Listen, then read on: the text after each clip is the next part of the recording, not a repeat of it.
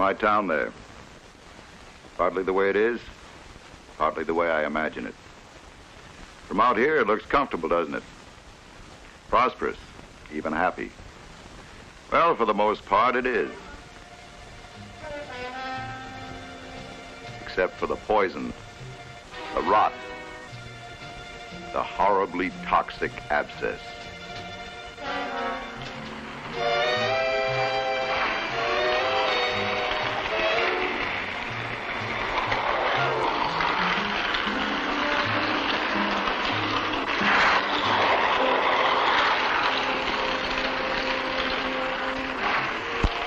That's Johnny Morrison.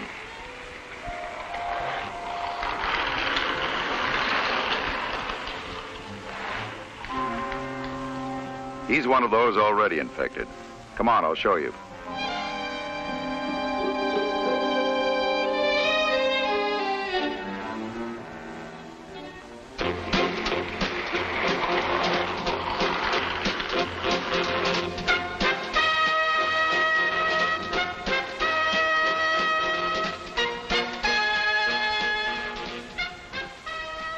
Take a look at what they're reading.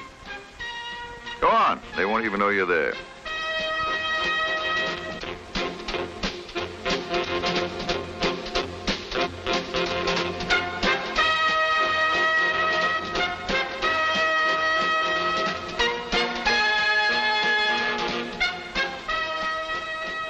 That's Garion. He's the owner here. Has been for about 2.5 years now. Not exactly a candidate for the Good Citizens Award. At some time or other, the whole community has asked him to take that obscene stuff off his stand.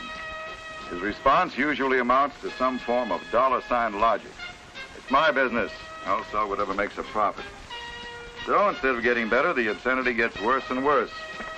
If that's possible anymore. If what's possible anymore? What are you talking about? You know exactly what I'm talking about, Gary, and I'm talking about you and your sewage. All the refuse collects here like a stopped-up cesspool. You put a price tag on it and you sell it without even batting an eye. Doesn't the smell ever bother you? You don't like them? Don't buy them.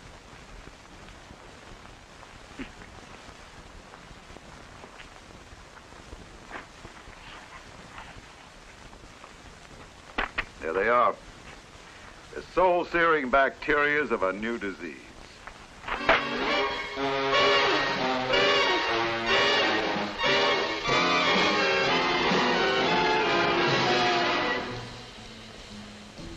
Look at them.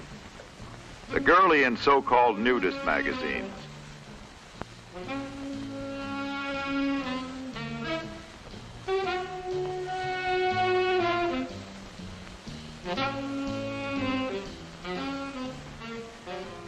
Magazines depicting lesbianism, homosexuality,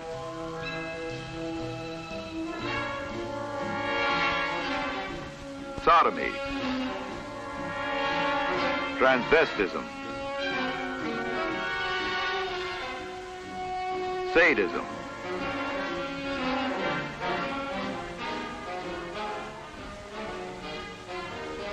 bestiality, masochism, all the abnormal perversions. And pocketbooks just as vicious. Listen to the instructions handed out by some publishers to their authors. We need tough, strong, hard-hitting, sex action-filled books geared to the demands of today's and tomorrow's highly competitive market. We basically seek offbeat sex with emphasis on deviation. The more offbeat, the better. There's a demand for books about lesbians. Plot is secondary. What we need is detailed, vivid sex action scenes every few pages. The more, the better. We don't want four-letter words or too clinical a description. But within these limits, it must be as strong and offbeat as possible. End quote. And the parasite of it all, the scavenger, the great American maggot.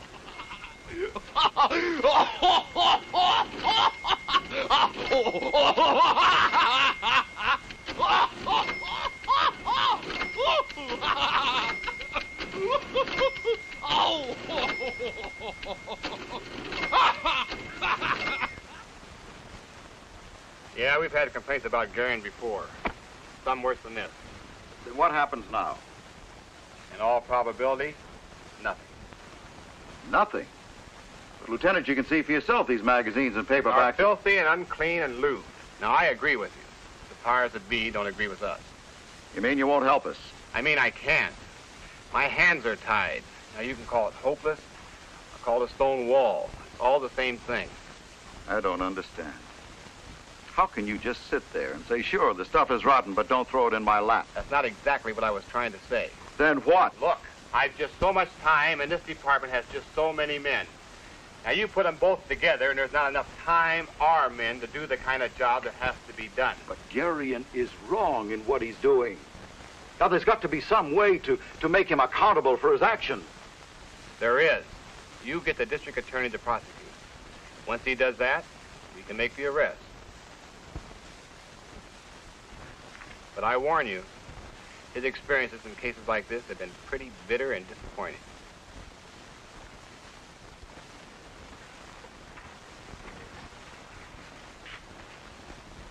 Oh, come on. Don't look so worried. We haven't lost this thing yet. Got to be a wedge. Leverage point. Something the police and the district attorney won't shy away from. There's got to be something.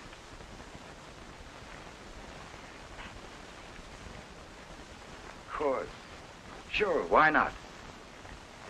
We'll go through these books and magazines ourselves. We'll prepare a synopsis. Better yet, a chapter-by-chapter outline. We'll condense the material. Then anybody spending a few minutes reading through them will see for themselves just how rotten this stuff really is. Come on.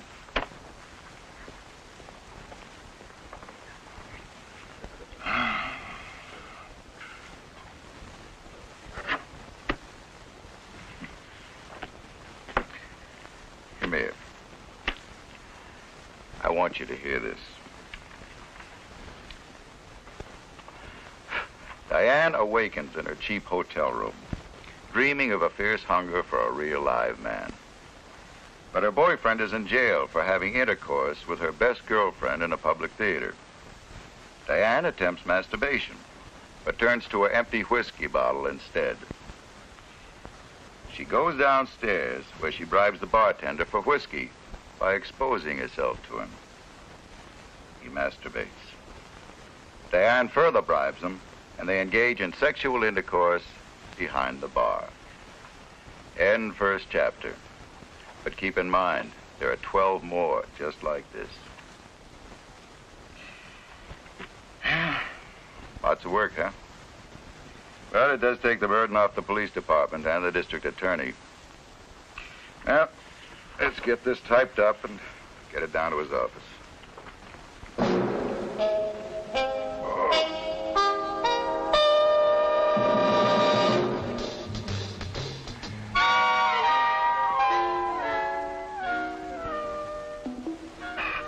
Please, no more phone calls.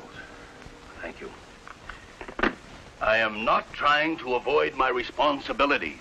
I am merely saying that these obscenity cases are a pain in the neck. We've tried them before, and all it ever got us was a lot of bad press coverage. But, sir, this is different. Now, when I showed that material to your assistant, Mr. Lawson here, he said for the first time, he really had something to work with. If Mr. Lawson knew his law more thoroughly, he would have known better than to encourage you. Now, I appreciate the work you've put into these outlines, but the fact is, this material is not prosecutable. My office can do nothing with it. I'm not trying to be a legal smart aleck, sir, but I think you're wrong. This kind of obscenity is prosecutable. Mr. Lawson, you don't know what you're talking about. Now, if you feel some kindred sympathy with this case, go on down to Guerin's. Pull all that junk off his stand. Talk to him. I don't care. Now, wait a minute. You know the police force can't do that. It's illegal. The only way we can bring any action against people like Guerin is in the courtroom, where we can try his conduct before a jury. That's been tried before, remember? And not very successfully, I might add, a little matter of precedent. Or maybe you know something that nobody else knows. Is that it? I know the Supreme Court of the United States makes it pretty plain what kind of cases they will uphold. Oh? And what kind of a case is that? We're talking about criminal cases, remember? Yes, I know. Then any case where the proper subject matter is presented, and where the defendant is accorded due process, and where that subject matter is passed upon by an impartial jury. If those three elements of a case are handled carefully, the Supreme Court will let the verdict of the lower courts stand. That's all well and good. But where's your authority? Here. I've been doing some research. 21 cases. Since 1957, 21 cases where convictions were obtained in the criminal courts were later denied review by the United States Supreme Court. I'm sorry, I don't follow you, Mr. Lawson. What does denied review have to do with our case? Not very much. It only means that the Supreme Court doesn't have to consider any case it doesn't want to. That's a textbook rationalization, and you know it. In criminal cases like these, dealing with free speech, every court must give a constitutional judgment. So when the Supreme Court of the United States denies review, it can only mean that they can see no infringement of the defendant's rights. In other words, the Supreme Court agrees with the lower court when it stated that the material was obscene. Now that to me means something. All right, Lawson. Suppose you show me some examples. You have some, don't you? Yes, sir. These are the exhibits involved in Montford versus Maryland. These girly magazines were found obscene by a trial court and by the Supreme Court of Maryland. The defendant appealed to the United States Supreme Court. 1962, the Supreme Court denied review. Here are some of the magazines from Garians, as bad or worse.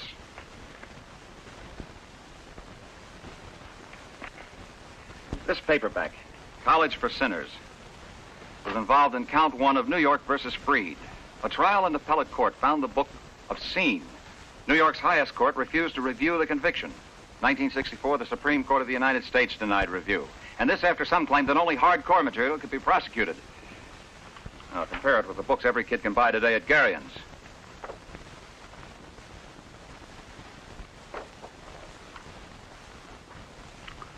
Well, I must say that's very impressive. Your research abilities are very impressive, Mr. Lawson. Well, I'm not through as yet, sir, so you better hang on. There's more. Nude photographs involved in count 2 of the Freed case. Same results as in count 1. Oh, wait a minute, hold on. While you're talking about nudes, what about nudist magazines? Seems to me like I remember getting clobbered in a nudist magazine case once. Well, meaning no disrespect, sir, you probably got clobbered on the basis of your preparation and presentation of the case. Now, I say that because the Supreme Courts of Missouri and Nebraska both upheld nudist magazines obscene. And that, to me, is significant. Look at these from Garian's. Same rotten garbage.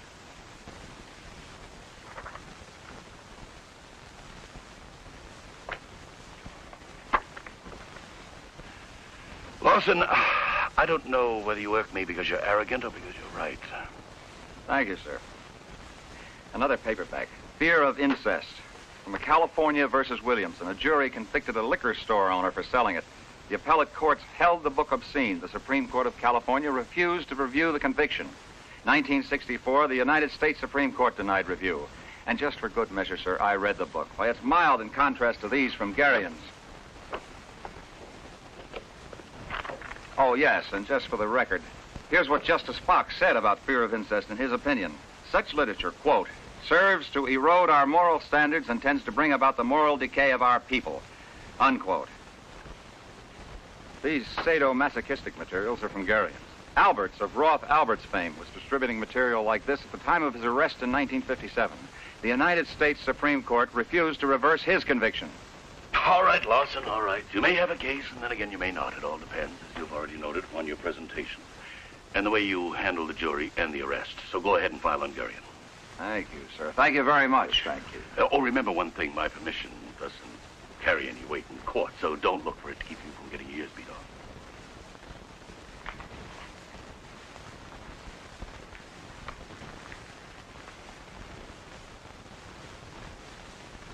I don't suppose I need to tell you, Lieutenant, that how you and your men handle this arrest is of extreme importance to our case. Yes, sir, I know. That's why I decided to be on this one myself. Chandler here will accompany me. We're ready to move whenever you give the signal. Well, right now ought to do just fine. Remember, Lieutenant. Yes, we know. Don't tread, don't even tiptoe on Garian's civil rights. We're there simply to make an arrest on this complaint. No mass seizures, no padlock. Good. Make it as simple and direct as possible. You want to check us on procedure? Definitely. We want nothing left to chance. We arrive at Garian's and pretend to be ordinary customers.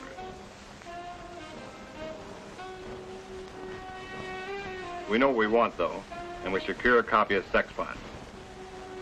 And go to Garian to pay for it.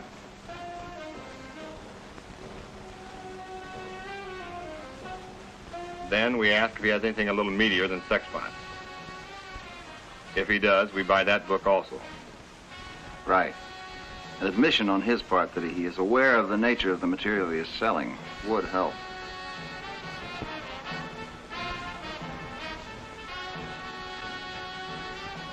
After we get the 2 books from Garion, we tell him who we are. We then explain to him that he is under arrest and is expected to appear in court on the 23rd of this month, 10 a.m. While Mr. Garion is lashing out at the injustice he is suffering, collect circumstantial evidence that he knows the obscene character of the material he's selling. Photographs evidencing this should be taken. When you finish, remind Mr. Garion of his courtroom appointment, and I'll take it from there. Oh, Mr. Lawson, what happens after the arrest? I'd bet my 2 weeks vacation that Garion's lawyer moves for a dismissal of charges on a pretrial motion. I kind of hope he doesn't let me down.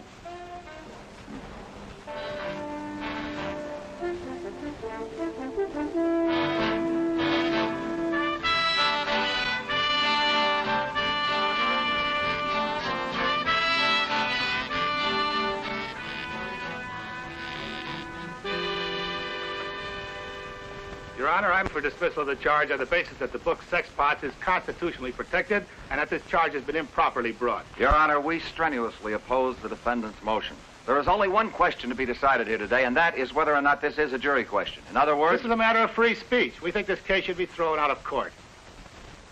Mr. Lawson, you may continue. Thank you, Your Honor.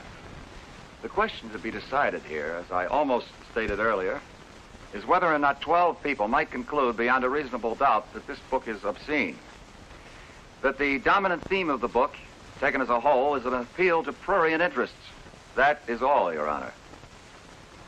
Are there any further statements either side would like to make at this time? Very well. In cases like these, gentlemen, the law is that the court must decide whether there is sufficient question of obscenity for the case to go before the jury. Now, I have read this book. In my opinion, I feel that there is ample evidence that a jury could find this book obscene, and so trial is set for the 23rd.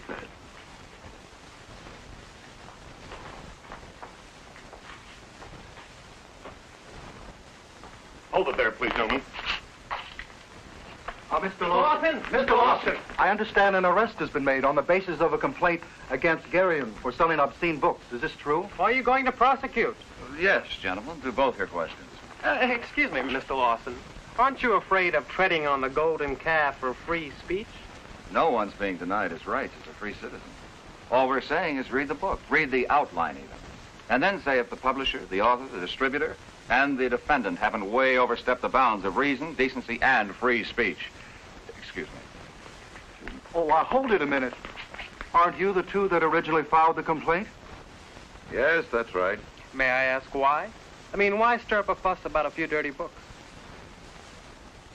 We felt it was necessary. Isn't pornographic literature a minor problem of no concern to the vast majority of us? We are not talking about a small problem on the other side of the tracks. We are talking about a multi-million-dollar-a-year business. About smut peddlers who stain every neighborhood of every city in the country with their slime. We're talking about their victims, about young kids, caught between a natural curiosity about sex and the vicious, perverted lust of pornography. We're talking about adults, too, whose immaturities have been fed by such sex fantasies. Too often have their homes and marriages dissolved into guilt and failure. But in the minds of the smut peddlers, such mutilation of heart and soul is totally justified because it shows a profit. We are talking here about such a peddler in our community. One who does not consider any other man his brother or his concern. One who would betray our community and every man, woman, and child in it for a paltry 30 pieces of silver or less. Well, that's about it for us. The judge will make his charge. The jury will bring in a verdict. All we can do now is wait and hope. Gentlemen, you ready to hear the apology of a public servant? It seems that Mr. Lawson and you two had considerable greater vision than I did. But believe me, gentlemen, from now on, I'm never going to allow legal rheumatism to set up in my office ever again. Thank you. That means a lot. Well, thank you. Oh, here, I thought you might be interested in this. Oh, go ahead, read it out loud. It has come to the attention of this paper that there are still citizens within our community courageous enough to stand up for what they believe to be decent moral standards. Such resolute action today is often considered a joke by the rest of us. We salute these men and women for their backbone and their concern. Well, it seems like you've been winning people over left and right. For that, I thank you. Well, I guess the judge is ready to read his charge to the jury. Ladies and gentlemen of the jury, the test in every case like the one before you now is the effect of the book considered as a whole, not upon any particular class, but upon all of those whom it is likely to reach. You must ask yourselves, does the book offend the common conscience of the community by present-day standards? Should you find the material in this case meets the test for obscenity? Keep your fingers crossed. Have you seen this? I hope that both of you realize that none of this would have been possible if you hadn't taken that first big step. None of this. I wish more people like you weren't afraid to get involved. We truly need your help and support. Ladies and gentlemen of the jury, have you reached a verdict? We have, Your Honor. And what is that verdict? We find the defendant guilty as charged.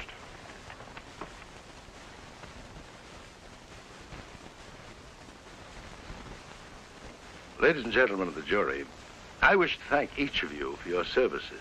By your verdict, you have made a significant contribution to your community welfare. I also wish to thank the police and the prosecutor for the conscientious way in which they have carried out their duties. Better to illustrate what I mean, let me quote Mr. Earl Warren, Chief Justice of the United States Supreme Court. There has been some tendency in dealing with this area of the law for enforcement agencies to do only that which is easy to do. For instance, to seize and destroy books with only a minimum of protection. As a result, courts are often presented with procedurally bad cases and, in dealing with them, appear to be acquiescing in the dissemination of obscenity. But if cases were well prepared and were conducted with the appropriate concern for constitutional safeguards, courts would not hesitate to enforce the laws against obscenity. Thus, enforcement must realize there is no royal road to enforcement. Hard and conscientious work is required.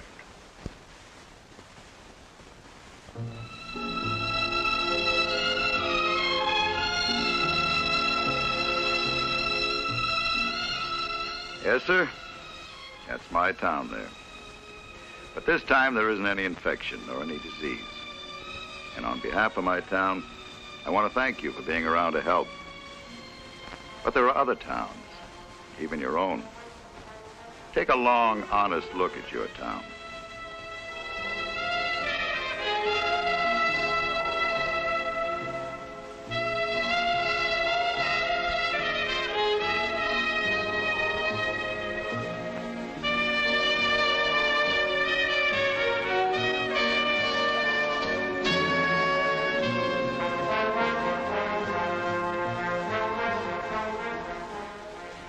By now, you must realize that you're the only one who can cause or demand the arrest, prosecution, and conviction of men like Garion. Go on. You can run away from me easily, but you can never run away from your own responsibility. It's yours, now and forever. To deny it is to deny all that is precious and dear to you, all that is good in this life. But if you avoid that responsibility, then someday a generation must grow up to which perversion is commonplace. And that generation will, in its own perverse anguish, curse us all for having been so unconcerned. You must decide, my friend. You must decide very soon.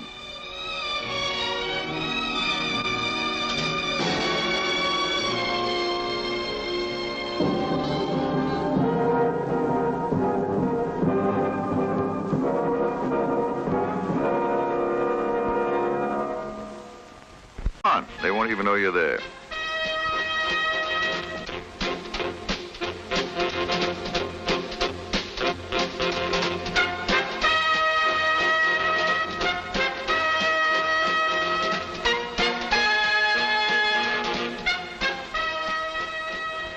That's Garion. He's the owner here. Has been for about 2.5 years now. Not exactly a candidate for the Good Citizens Award. At some time or other, the whole community has asked him to take that obscene stuff off his stand. His response usually amounts to some form of dollar-sign logic. It's my business. I'll sell whatever makes a profit. So instead of getting better, the obscenity gets worse and worse. If that's possible anymore.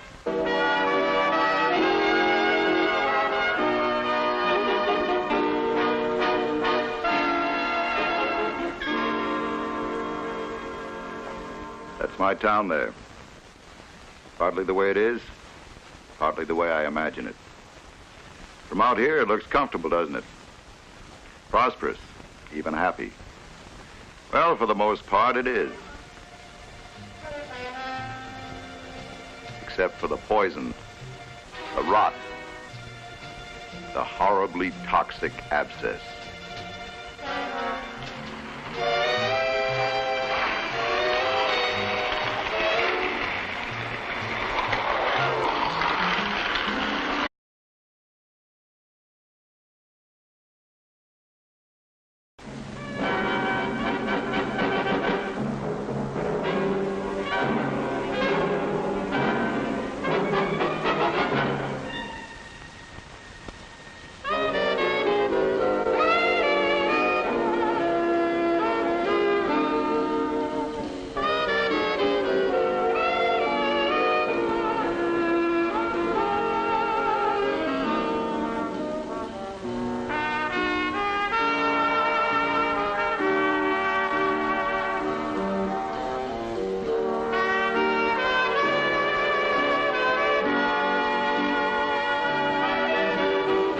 If what's possible anymore? What are you talking about? You know exactly what I'm talking about, Gary, and I'm talking about you and your sewage. All the refuse collects here like a stopped-up cesspool.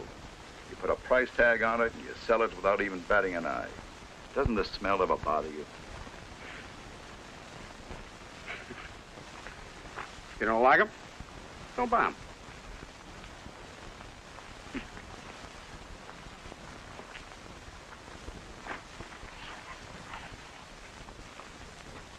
There they are. The soul-searing bacterias of a new disease.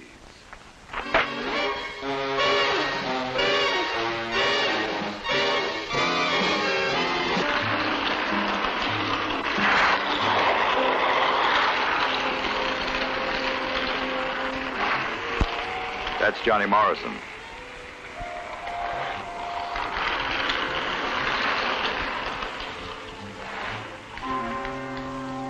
He's one of those already infected. Come on, I'll show you.